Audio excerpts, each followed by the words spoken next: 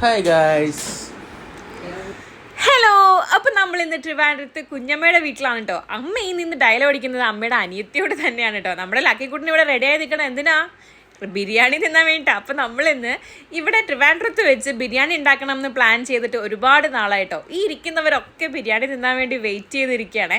അപ്പോൾ ബിരിയാണിയുടെ കൂടെ ചിക്കൻ ഫ്രൈ വേണ്ടേ എന്ന് വെച്ചിട്ട് ചിക്കൻ ഫ്രൈ തന്നെ ആദ്യമേ സെറ്റാക്കി കേട്ടോ. ഞാൻ എല്ലാം പറയുന്നതിന് മുമ്പേ ഈ ചിക്കൻ ഫ്രൈയെ കുറിച്ച് തന്നെ പറയണം കേട്ടോ. ഒരു രക്ഷയില്ലാത്ത ചിക്കൻ ഫ്രൈ ആയിരുന്നു കേട്ടോ. നമ്മുടെ കുഞ്ഞമ്മയായിരുന്നു പാചകം. നല്ല ചില്ലി ഫ്ലേക്സും ഇഞ്ചിയും വെളുത്തുള്ളിയും കൂടെ ഒക്കെ ജസ്റ്റ് ഒന്ന് ചതച്ചിട്ട് അതിലേക്ക് ഇട്ടിട്ട് എടുക്കുമ്പോൾ ഉണ്ടാകുന്ന ഒരു ടേസ്റ്റ്, അതൊരു വേറെ ലെവൽ ടേസ്റ്റ് തന്നെ ആട്ടോ. നമ്മൾ പേസ്റ്റ് ആക്കുന്നതിലും ടേസ്റ്റ് ആട്ടോ ഈ ചതച്ച് ചേർക്കുമ്പോൾ. അപ്പോൾ എൻ്റെ അപ്പുറവും ഇപ്പുറവും അമ്മയും കുഞ്ഞമ്മയും കൂടെ ചേർന്ന് നിന്ന് ഒരുപാട് ഹെൽപ്പ് ചെയ്ത് കേട്ടോ. ഇനി നമ്മുടെ ലക്കിക്കുട്ടൻ കുറച്ച് കാര്യങ്ങൾ പറഞ്ഞു തരും നിങ്ങൾക്ക്. നിങ്ങളത് കേട്ടോ. മോന്റെ പേരെന്തുവാ?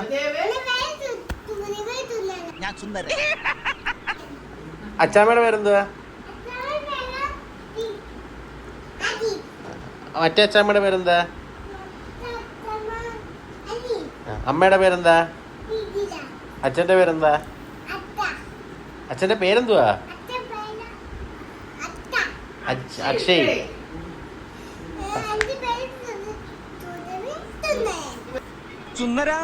ധ്രുവദേവ് ചുന്ദരനല്ല, ധ്രുവദേവ് അക്ഷയ്.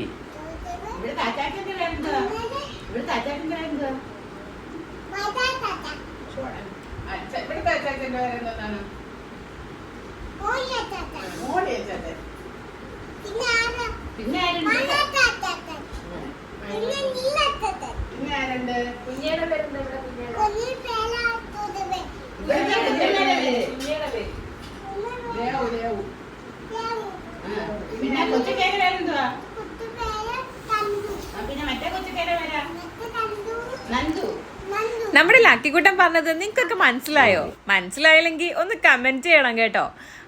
അവനെ തന്നെ സ്വയം പരിചയപ്പെടുത്തിക്കൊണ്ടിരിക്കുന്നതിന്റെ കൂട്ടത്തിൽ ബാക്കിയുള്ളവരെ കൂടെ ഒന്ന് പരിചയപ്പെടുത്തിയതാണ് കേട്ടോ എല്ലാവർക്കും.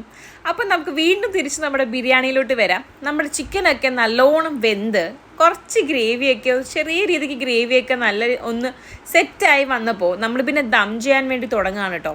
ഈ ഒരു കാര്യം, ഈ ഒരു സ്റ്റെപ്പ്, ഞാനിപ്പോൾ ഈ ചെയ്യുന്നൊരു സ്റ്റെപ്പ് നിങ്ങൾ ആരും മറക്കാതെ ബിരിയാണിയിൽ ചെയ്യണം എന്ന് ഞാൻ ഇപ്പോൾ പറയാണ്. എൻ്റെ ഒരു ബിരിയാണി റെസിപ്പിയുടെ ഒരു വീഡിയോ നിങ്ങളെല്ലാവരും കണ്ടിട്ടുണ്ടാവുമല്ലോ. അതിനകത്ത് ഞാൻ അവസാനം പറയുന്നൊരു കാര്യമുണ്ട്. നമ്മുടെ ചിക്കൻ ഗ്രേവി നമ്മൾ ചോറിട്ട് ദം ചെയ്യണ സമയത്ത് ആ ചിക്കൻ ഗ്രേവി എടുത്ത് വെച്ചിരിക്കണത് ഒഴിക്കണം എന്നല്ലേ.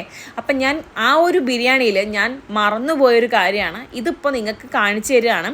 ഇങ്ങനെ ഒഴിക്കുമ്പോൾ നമുക്ക് നല്ലൊരു ഫ്ലേവർ ചോറിനകത്ത് വരും കേട്ടോ. നല്ല അടിപൊളി ടേസ്റ്റായിരുന്നു.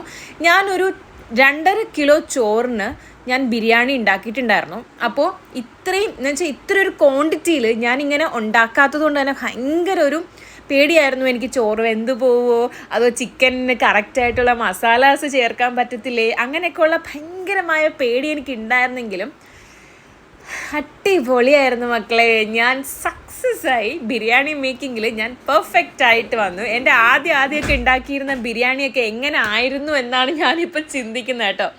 അപ്പോൾ ബിരിയാണി ഉണ്ടാക്കി ഇതുവരെ റെഡിയാവാത്തവർക്ക് ഇങ്ങനെ ഒന്ന് ബിരിയാണി ഉണ്ടാക്കി നോക്കണം കേട്ടോ.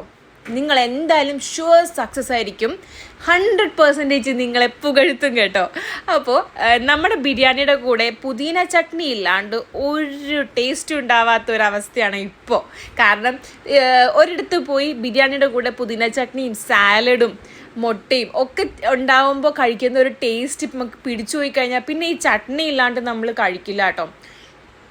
നല്ല തൈരും പച്ചമുളകും ഒക്കെ ചേർത്ത് പുതിന ഇലയൊക്കെ ചേർത്ത് അരച്ച് കിട്ടുന്ന ചമ്മന്തി ഈ ബിരിയാണിയുടെ കൂടെ ശകലം അതും ചേർത്ത് ശകലം സാലഡും കൂടി ഇട്ട് കുറച്ച് പപ്പടവും കൂടെ പിച്ച് വെച്ച് കുറച്ചൊരു ചെറിയ ചിക്കൻ പീസും കൂടെ എടുത്ത് വെച്ച് നല്ലോണം ഒരു പിടി പിടിച്ച് കഴിച്ചാലുണ്ടല്ലോ ഒരു രക്ഷയില്ല. നല്ല സൂപ്പർ ദം ബിരിയാണി.